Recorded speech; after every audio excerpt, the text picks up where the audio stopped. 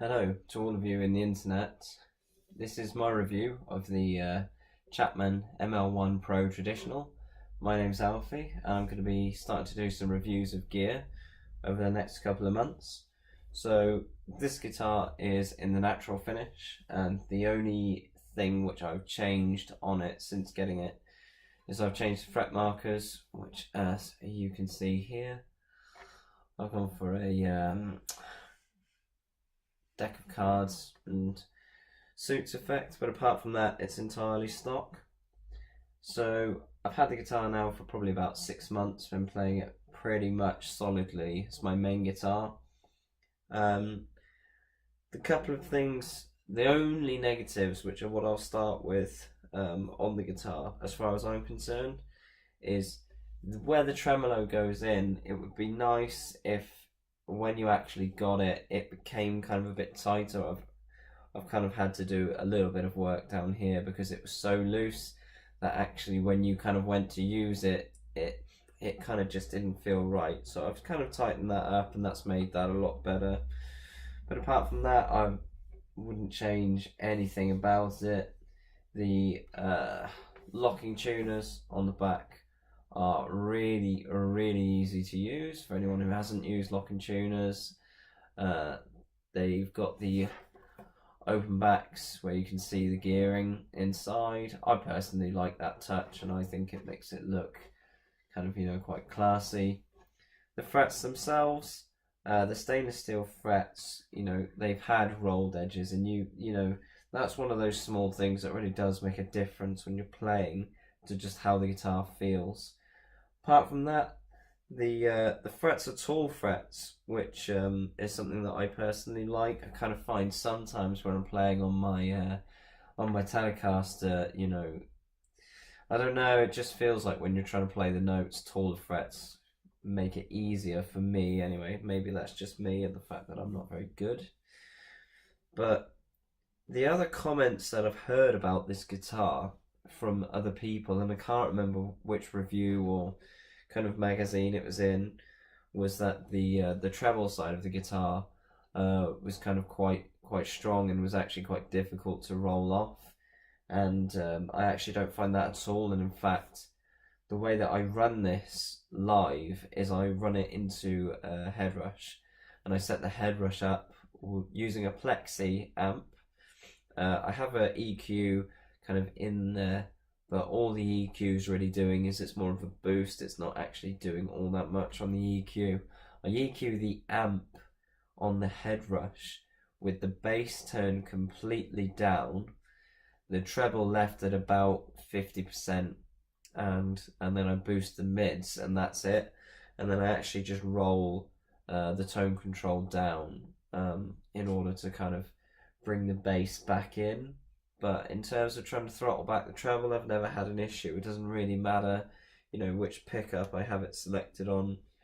If I'm honest, when I'm playing predominantly, I gravitate towards using either the neck pickup or position 2, if you're saying neck is position 1, position 2. But when I'm soloing, depending on what music I'm playing, yeah, I'll use the other pickups.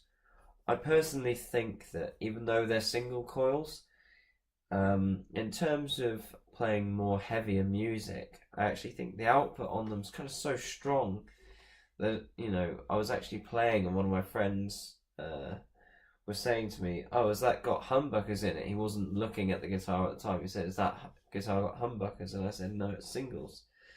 And he was kind of quite impressed with that. In terms of the actual construction, other things to know is basically you've got brass saddles, single volume and tone.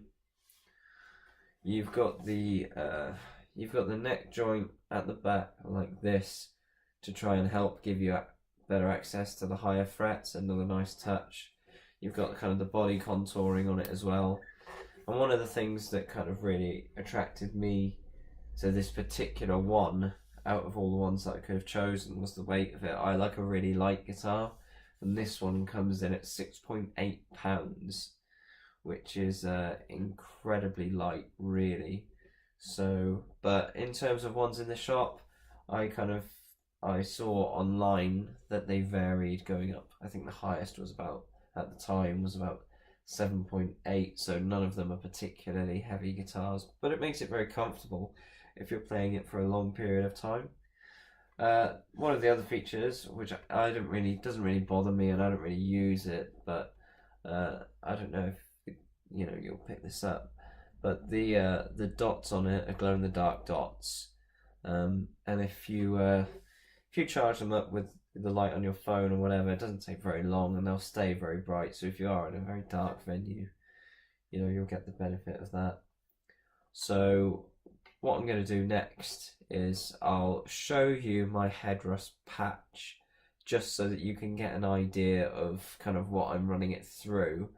The way I run it is I run headrush. Normally when I'm playing live, headrush goes into my Fender Mustang GT200. The Mustang has a studio preamp setting, which is kind of like a FR kind of cab, but not just that kind of idea.